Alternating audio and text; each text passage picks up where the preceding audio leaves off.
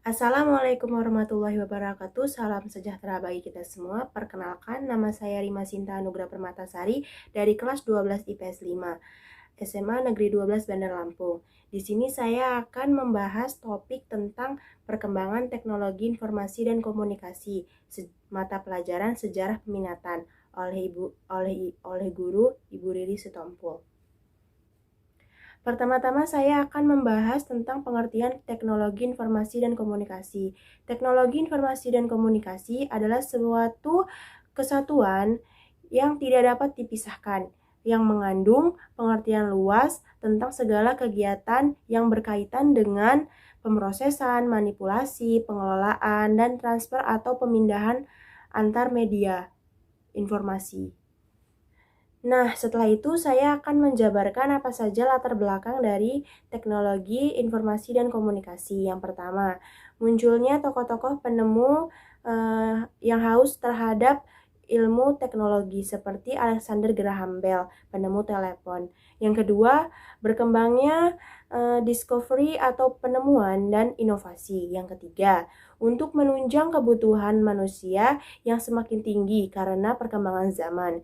Yang keempat, adanya persaingan teknologi informasi dan komunikasi. Nah, selanjutnya saya akan menjelaskan perkembangan teknologi informasi dan komunikasi dari zaman ke zaman. Yang pertama, zaman manusia purba. Manusia purba diketahui melakukan informasi dan komunikasi, yaitu dengan cara menghidupkan api sebagai tanda informasi kepada teman-teman manusia purba lainnya yang berada jauh dari mereka. Dengan asap dari api tersebut, mereka bisa mengetahui di mana letak teman sesamanya itu berada.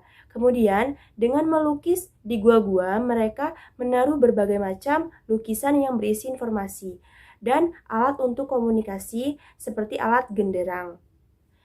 Setelah zaman manusia purba, yang kedua adalah zaman manusia modern. Dimulai dari penggunaan surat menyurat, surat sebagai alat komunikasi untuk memberikan informasi kepada teman yang jauh, serta memberi kabar kepada kerabat yang berada di luar daerah. Telegram juga sama fungsinya dengan surat.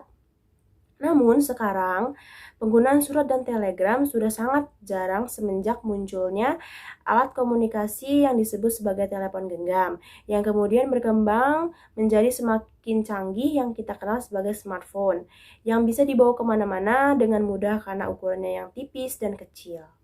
Nah, kemudian setelah kita mengenal dua zaman perkembangan teknologi informasi dan komunikasi, sekarang masuk ke dalam dampak dari perkembangan teknologi informasi dan komunikasi.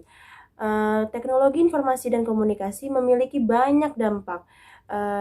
Ada dua dampaknya, yaitu dampak positif dan dampak negatif. Dampak positifnya yang pasti kita semua sudah tahu, yaitu adalah salah satunya mempermudah komunikasi dengan orang lain dari seluruh dunia, dari mulai anak-anak hingga manula atau lansia.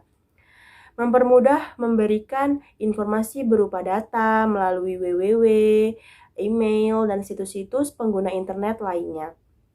Kemudahan dalam bertransaksi dan berbisnis di dalam bidang perdagangan, sehingga tidak perlu lagi kita menuju tempat penawaran atau penjualan, contohnya kita belanja online. Kemudian setelah dampak positif, ada pula dampak negatifnya. Dampak negatifnya dari perkembangan teknologi informasi dan komunikasi adalah dengan adanya kemudahan dalam memberi informasi dan komunikasi, kita menjadi ketergantungan dengan teknologi tersebut. Akibatnya, kita menjadi malas. Yang kedua, menjadikan kita antisosial, yang membuat kita tidak bisa melakukan komunikasi dengan lingkungan karena kita menjadi asyik dengan dunia kita sendiri yang berada dalam handphone. Yang ketiga, banyaknya situs pornografi yang tersebar bebas di internet. Berikut akhir dari pembahasan topik saya mengenai perkembangan teknologi informasi dan komunikasi. Mohon maaf bila ada yang kurang atau salah kata karena saya masih belajar. Terima kasih. Wassalamualaikum warahmatullahi wabarakatuh.